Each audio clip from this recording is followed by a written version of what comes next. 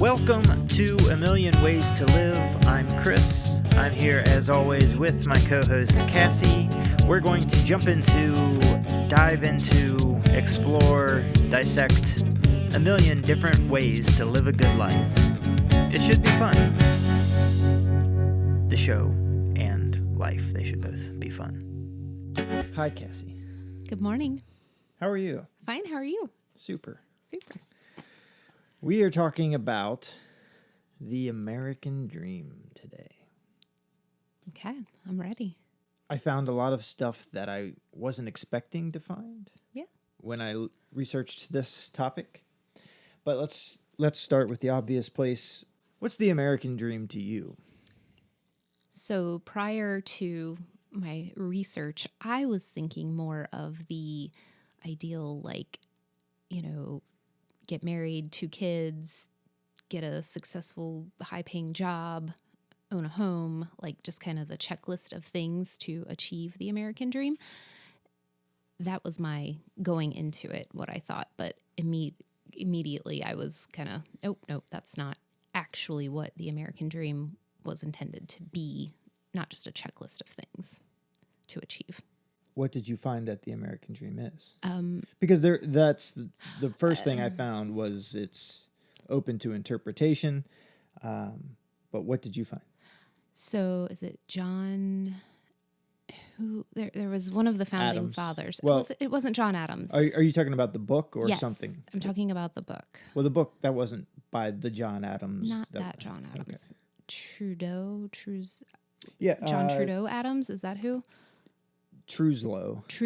Thank you. Okay, so I don't have... No, James Truslow Adams. See. So I don't have my history accurate, but he's the one who kind of coined the American dream in that book. The term, the American dream. And his meaning behind it was you have the... if you have the ability and the aspiration to achieve something, you can. Like, is that close?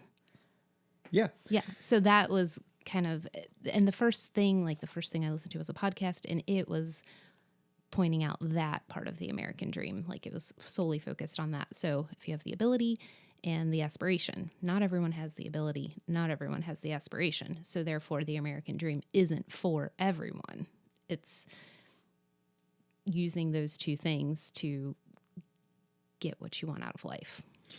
Okay. So I want to come back to that. But Okay. So the literal Oxford Dictionary definition of the American dream is the ideal by which equality of opportunity is available to any American, allowing the highest aspirations and goals to be achieved. That's effectively what you said. Yeah. But what did they mean in the podcast about ability? Kind of like, so some people have more innate athletic ability than others, no matter how much you practice. Like, some people are just meant to be football players. Other people, it's not within their natural scope of abilities. So that's what he was kind of focusing on in that. Physical ability. He did talk a lot about physical ability, but I would say the mental capacity and ability would also fit in there, because just unfortunately, not everyone has the same educational opportunities, or not. So erase that, because that's kind of part of the American dream. But the same, not everyone can learn as well as other people. Okay. Sure. So let's go backwards a little. Okay. All right. The history of this idea of the American dream. Because yes, so the book you were talking about, it's called The Epic of America. It was written in 1931 by James Truslow Adams. And in that book, he says, the American dream is the dream of a land in which life should be better and richer and fuller for everyone, with opportunity for each according to ability or achievement. But the idea of the American dream, well, that might be where the literal term came from. The idea of it comes a lot earlier in time. So the Declaration of Independence has the famous line, "We hold these truths to be self-evident, that all men are created equal, that they are endowed by their Creator with certain unalienable rights, that among these are life, liberty, and the pursuit of happiness." Mm-hmm. A little more abstract, but I think that's the same idea. And then even, maybe not before that, but America was called the land of opportunity. Mm-hmm. So it's the place where immigrants could come, leaving often oppressed countries to come and achieve what they want, be who they want, worship a religion that they want. So that's 10-second history of the American dream. But back to what you were talking about, which remind me, what did you just say? About the abilities part of it. That's kind of what you were asking me about, was what in the podcast that I listened to, what did they mean by ability? The ability thing has me, I know that it's mentioned in the James Adams book, as well as what you're mentioning. But I don't know, that's kind of the idea that while we're all of different abilities, there's the idea of equity and equality, that everybody should be able to find an opportunity to still, despite limitations, achieve what they want. Yeah. Is that not the American dream? Well, you can find an opportunity. It may not be the opportunity you want because you don't have the ability to do said thing. I mean, if I said I want to be a quarterback for the New England Patriots, it's not going to happen for me. I mean, I could want that all day long. Set physical ability aside, yes. Okay. But if you decide at 65 that you want to be an NBA player and you're only 5'10" to begin with, let alone being 65, there are physical limitations that might make that not possible. But even as a 12-year-old or a 15-year-old that, is like, I want to be a sports star, not everyone can do that. Just plain and simple. Yeah, and that's part of the thing that I ran into, is that the American dream gets muddled into very literal, I can achieve anything. Yeah. And I don't think that's it. I think it's that people can find their definition of success. Not literally, can you find success in sports without having to be Michael Jordan, LeBron James? I guess we're only talking basketball. But can you find success in the domain that you want to find success in without setting aside becoming the, top superstar athlete in whatever sport?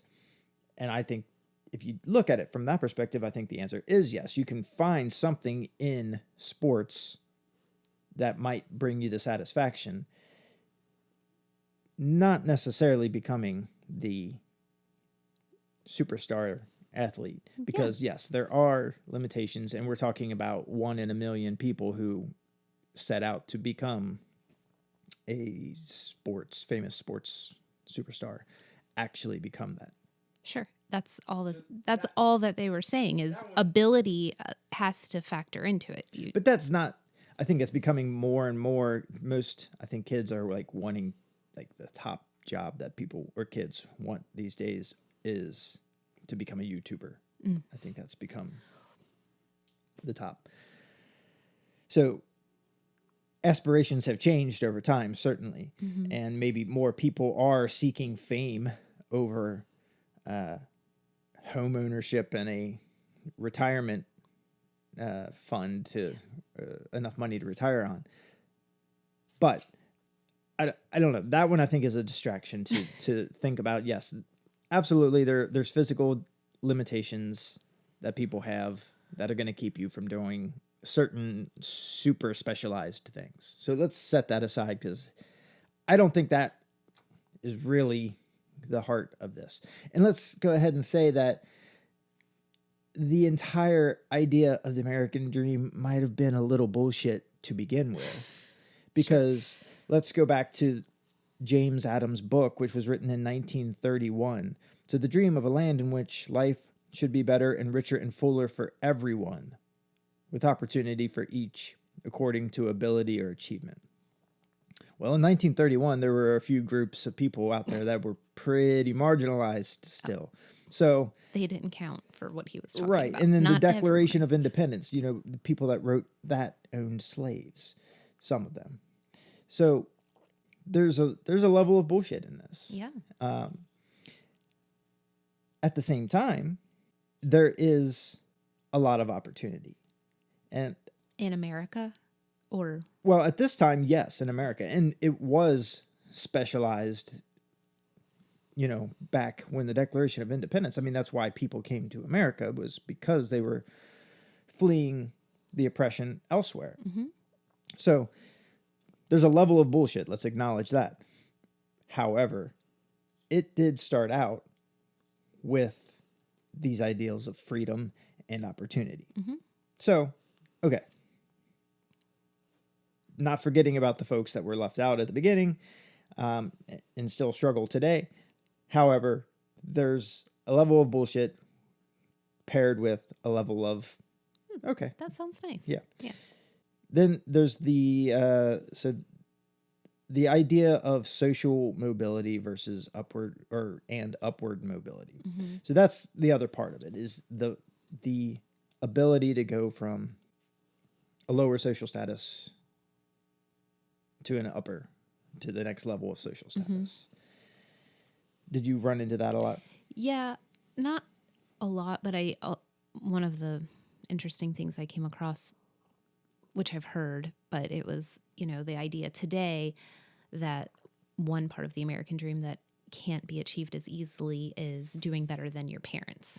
Like, it's harder and harder and harder to kind of step up social class. So it'll be harder for our kids to get further ahead than we are. But it was, still pretty easy for us to do better than our parents. Yeah. And so what I was trying to find and put together a list here of the arguments for and against the idea of the American dream being alive or dead. Mm-hmm. Because when researching this, what I found was an overwhelming amount of negativity behind the American dream. Mm-hmm. Either never was American dream, because if you really count, which you should, all of those marginalized groups that were just ignored when you really look at the literal definitions that people are putting out for the American dream and the lines in the Declaration of Independence, those were people. You can't leave them out and pretend that everybody has the same opportunities. The negativity behind it was either there never was an American dream, it was always a myth, it was always a lie, mm-hmm. or it's gotten so bad now that the American dream was a thing, it was great, but now it's dead. Mm. But before I go into that, I want to play a clip from George Carlin. Remember George Carlin? Comedian? Yes. Yeah. Like one of the greatest comedians of all time. Okay. So, George Carlin, I know you maybe have not heard a lot from him, except for what I've played for you, because you don't watch a ton of stand-up. But he has a famous bit on the American dream, which I'm not going to play the whole thing, but just this little clip. They don't want people who are smart enough to sit around the kitchen table and figure out how badly they're getting fucked by a system that threw them overboard 30 fucking years ago. They don't want that. You know what they want? They want obedient workers. Obedient workers. People who are just smart enough to run the machines and do the paperwork, and just dumb enough to passively accept all these increasingly shittier jobs with the lower pay, the longer hours, the reduced benefits, the end of overtime, and the vanishing pension that disappears the minute you go to collect it. And now they're coming for your Social Security money. They want your fucking retirement money. They want it back, so they can give it to their criminal friends on Wall Street. And you know something? They'll get it. They'll get it all from you sooner or later, because they own this fucking place. It's a big club, and you ain't in it. You and I are not in the big club. And by the way, it's the same big club they used to beat you over the head with all day long when they tell you what to believe. All day long, beating you over the head in their media, telling you what to believe, what to think, and what to buy. The table is tilted, folks. The game is rigged. And nobody seems to notice. Nobody seems to care. Good, honest, hard-working people, white collar, blue collar, doesn't matter what color shirt you have on. Good, honest, hard-working people continue. These are people of modest means. Continue to elect these rich cocksuckers who don't give a fuck about them. They don't give a fuck about you. They don't give a fuck about you. They don't care about you at all. At all. At all. Yeah. You know? And nobody seems to notice, nobody seems to care. That's what the owners count on, the fact that Americans will probably remain willfully ignorant of the big red, white, and blue dick that's being jammed up their assholes every day. Because the owners of this country know the truth. It's called the American dream, because you have to be asleep to believe. Well, that was good. George is a little dramatic, but he's or maybe just vulgar. Maybe the if you take the vulgarity drama out of it, yeah, the it's drama's kind of appropriate. Yeah. The vulgarity, okay, yeah, let's take that out. But the drama, he ain't wrong. No. So before I get to my list, actually, so I came across a index put together by the World Economic Forum. Okay. So the index, it's the Global Social Mobility Index. This came out in 2020, so keep that in mind. But it's the last time they put this together. So it's why economies benefit from fixing inequality. And guess where USA is? Is it at like a scale or like what number country are we? It is, yeah. So it's what they're doing is ranking countries. It's an index of countries. So whoever's number one is doing the best in making things more equal for. Yes. So number one would be the country with the highest likelihood of somebody in the lower social status has the higher probability of climbing to the next tier or upper tiers of the socioeconomic status. And so here, I'll tell you what they base it off of. Okay. So it says it uses 10 pillars, which are in turn are broken down into 5 determinants of social mobility, which are health, education, technology access, work opportunities, working conditions, and fair wages, and finally, social protection and inclusive institutions. So they take all of the statistics from those categories to determine which countries give people the highest likelihood of coming out of a lower social status and moving into the next tier or an upper tier. Okay. And you're asking me to guess where the United States falls on that list. Yes. 32. Pretty close. 27. Really? Wow. I'm good at guessing games. So number 1 is Denmark, 2 Norway, 3 Finland, 4 Sweden, 5 Iceland, 6 Netherlands, 7 Switzerland. Notice a theme here. So 8 Austria, 9 Belgium, 10 Luxembourg. And then, U.S. is 27. Where are some other bigger countries? Where's China? Where's... Let's look. Okay, so United Kingdom is 21. Australia is, where'd it go? 16. Japan, 15. Canada, 14. France, 12. Germany, 11. And that brings us to the top 10. Okay. That we got to. Spain is right after United States, 28. Italy, 34. So, and that's part of the thing that kept popping up. I saw a lot of posts and videos and podcasts titled things like "The American Dream should be called the Danish Dream," or it should be the Swedish Dream, and things like that. Because of a lot of the stuff that George was talking about, whereas a lot of our leadership is self-interested and putting money in their own pockets rather than, reinforcing the systems, which there are good systems in place in a lot of places, some underfunded, some just maybe poorly run. But that brings us back to the list I was talking about. So here are the list of widely argued reasons why the American dream is considered dead or unattainable. Okay. Economic stagnation, specifically because wages have remained stagnant for decades, while the cost of living, especially education and healthcare, has risen substantially, putting a lot of that opportunity out of reach because people are just surviving. Yeah. Income inequality, the gap between the richest and poorest has grown significantly. And that's something else. So I came across this global, what's it called? World Economic Forum, the report on the index of social mobility. The other thing, I found that on a podcast that somebody was talking about that.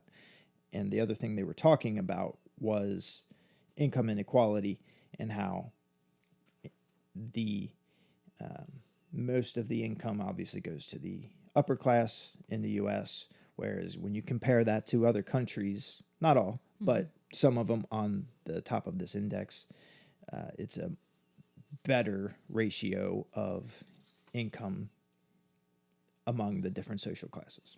Yeah, I saw quite a few things over Labor Day posting about specifically the bottom paid people of any company to the CEO and how that gap has grown just tremendously since like the 50s and 60s. It was like 1 to 30, the ratio. Now it's like 1 to 620. So yeah, I've seen even higher than that, where the CEO is making 2,700 times. It's the Disney of things. How much is the guy sweeping the floors making compared to the CEO? And it's crazy. Yep. The next on this list is what we've been talking about, limited upward mobility, which all of these, everything on here kind of points back to that. That's the point is to be able to move from a lower social class. Student debt, higher education has often been viewed as a path to the American dream. However, rising tuition costs have left many graduates with significant debt, impacting their ability to achieve traditional milestones like home ownership or starting a family. Housing market, especially after the 2008 crisis, and then we're in a wild housing market right now. Yeah. Job insecurity, technological changes, and globalization have resulted in the loss of many stable, well-paying jobs. Societal changes, the traditional markers of the American dream, home ownership, steady job, a nuclear family, might not hold the same significance or feasibility for everyone today. Generational differences, some younger Americans feel that the dream was more accessible for their parents, like you said, or grandparents than it is for them. Systemic barriers, so certain groups argue that racial, gender, or socioeconomic biases have made the American dream disproportionately inaccessible for them. And while some groups obviously have seen improvements in that area, there's still A long challenges. way to go. Yeah.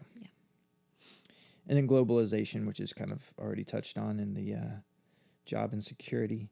But as the world becomes more interconnected, the narrative of the American dream may seem less unique and more comparable to dreams of upward mobility in other developed nations. So those are all pretty good arguments, but I also have a list of reasons that the American dream is alive and well. Okay. So stories of success. There's a lot of them. Sure. People are still achieving the American dream, or what the definition claims to be, or the American dream claims to be. Not just people who are from the U.S. as well as immigrants are still achieving the American dream. Economic opportunity. Despite challenges, the U.S. still represents one of the largest and most dynamic economies in the world, offering a myriad of opportunities in diverse sectors. Innovation and entrepreneurship. Educational opportunities. I'm just going down the list now. Cultural evolution. The definition of the American dream is evolving, and that's one I want to touch on in a little bit. Flexibility and adaptability. The U.S. economy and society have shown resilience and adaptability in the face of challenges, whether they're economic downturns or societal shifts. I think some might argue that we're just kicking the can down the road on that one with, have you seen the national debt clock? No, I haven't. Is it pretty bad? People that are listening can't see your eyes, so. Yeah, it's bad. Diverse paths to success, social progress. We touched on that. Over the decades, the U.S. has made significant progress in addressing issues of racial, gender, and socioeconomic inequalities. Again, while there's still work to be done, these improvements suggest that the American dream is becoming more inclusive. Access to resources. There's countless resources, small business loans, mentorship programs that support individuals pursuing their dreams and aspirations.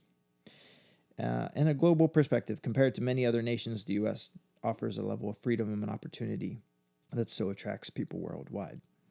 So, all of that absorbed and spit back out. Mm-hmm.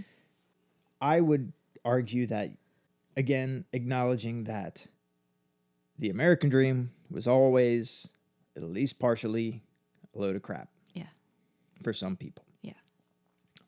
But it is very much, in my opinion, still alive, though I might not call it the American dream. I would just call it the dream, I guess, because the globalization aspect, as everyone's becoming more of every company's an internet company. Yeah.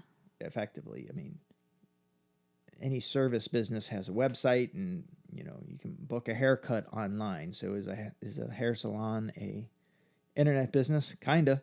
Every business is an internet business. And for things that aren't in-person services, any business can be an international business. Mm-hmm. So the country lines are disappearing, hence the globalization. So I just think the idea of the American dream is a good one, and it is empowering because I take a positive view on this, and I do believe that there is enough opportunity out there. Forget everyone. America. There's enough opportunity out there for anybody to just shy of your physical limitations. If you want to play basketball, maybe you need to be taller than, except for Muggsy Bogues. Do you know who Muggsy Bogues is? No. All right, never mind. He's a really short basketball player, but really good. Acknowledging the physical limitations that some people have, that might literally keep them from certain super specialized jobs or careers. I really do think you can achieve just about anything you want. That's really great. That's Tell me I'm wrong. No, I don't think you're wrong. No, I listened to. Do you know Ken Coleman? The name's familiar, but I'm not sure. So he's part of the Dave Ramsey network of people, no, maybe not. Right? So, but that's what I listened to, and it was the same message you had there, that the American dream is not dead, and here's why. And so it was uplifting in that sense of, nope, everyone, still has these the ability.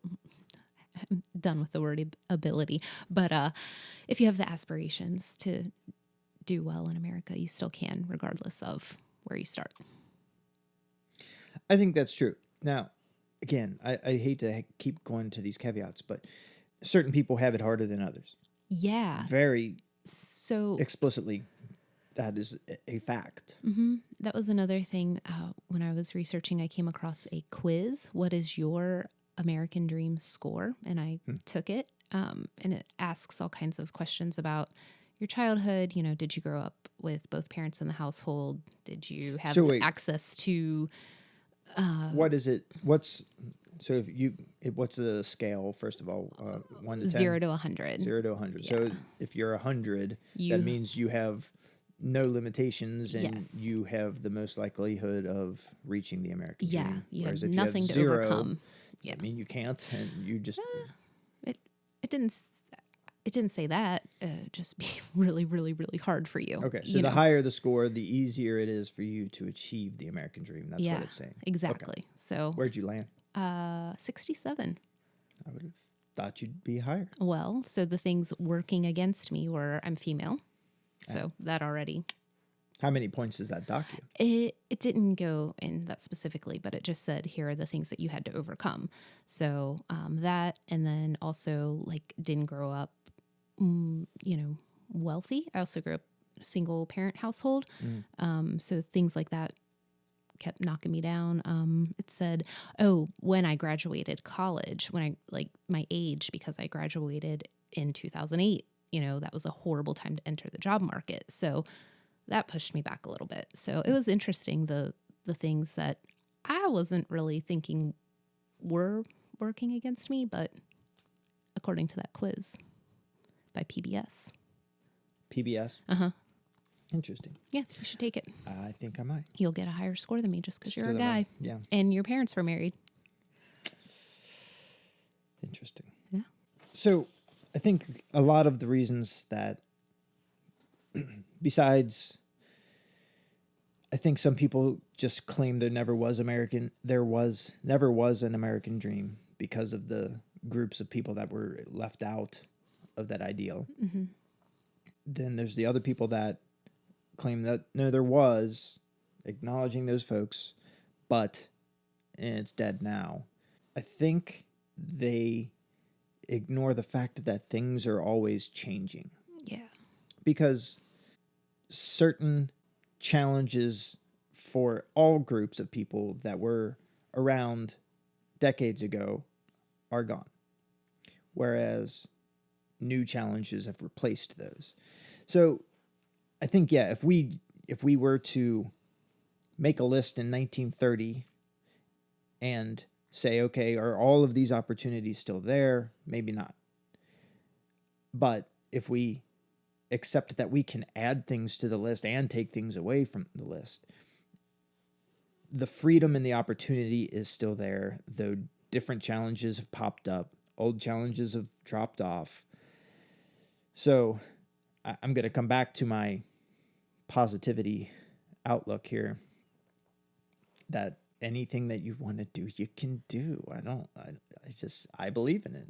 Yeah. So since I'm not going to call it the American dream. I'm just going to call it the dream. The dream. That the self-empowering idea that with the right focus and effort, you can do just about anything. Again, some people are starting from further back than others. Yes. Some people have to work harder than others. That's not fair. Hopefully that improves.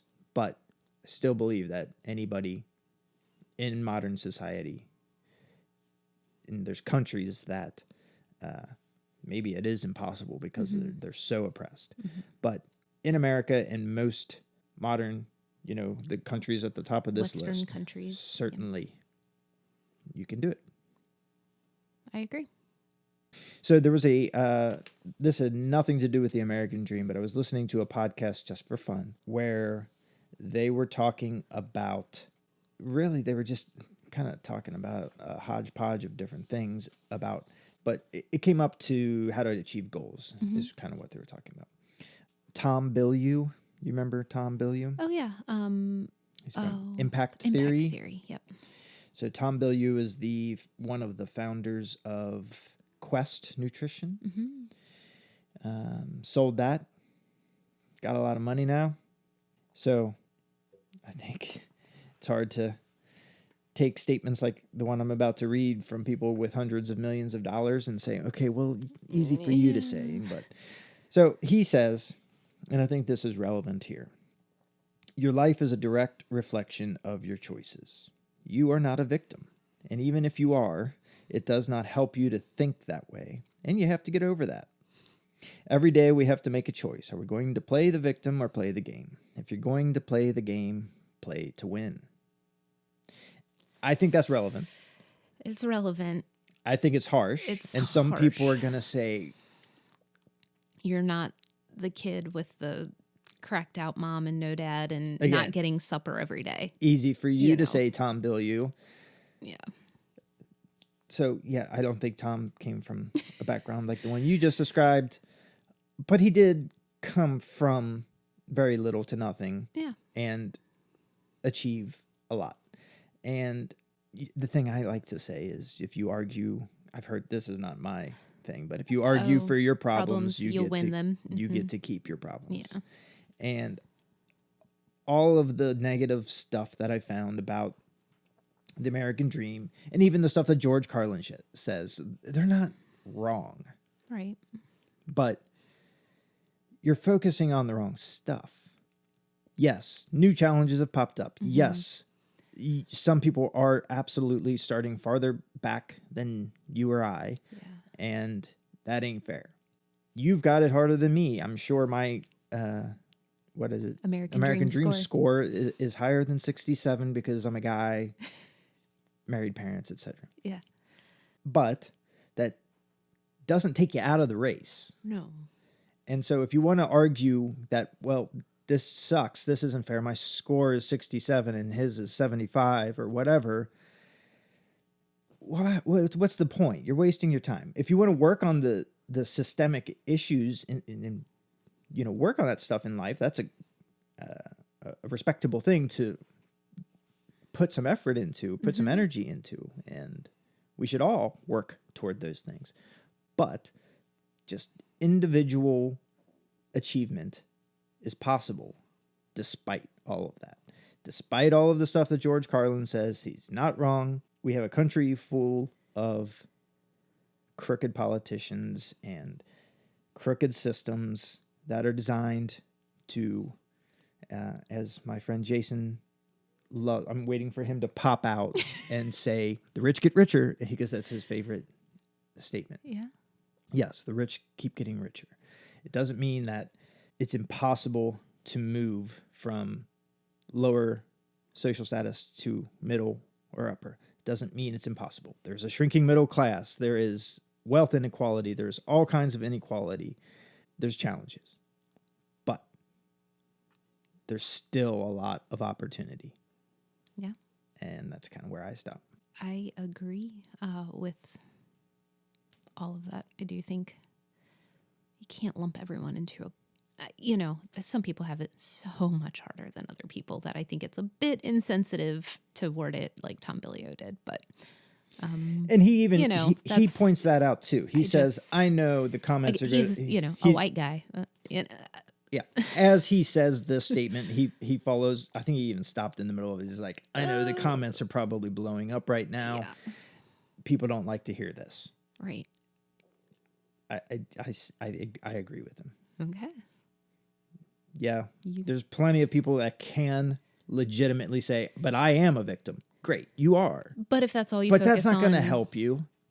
Move on. Right. Easy for me to say. So many caveats that it's annoying, I'm sure, listening to this, of us hedging every comment. But I think it's necessary because the point here is, that is correct. You may very well be a victim, but if we're talking about opportunity, it still exists despite that. And you can still, if you focus too much on the victim part, you're going to just stay a victim. Yeah. But you can overcome that. You can transcend that. You have everybody in our society, at least, has opportunity despite those challenges.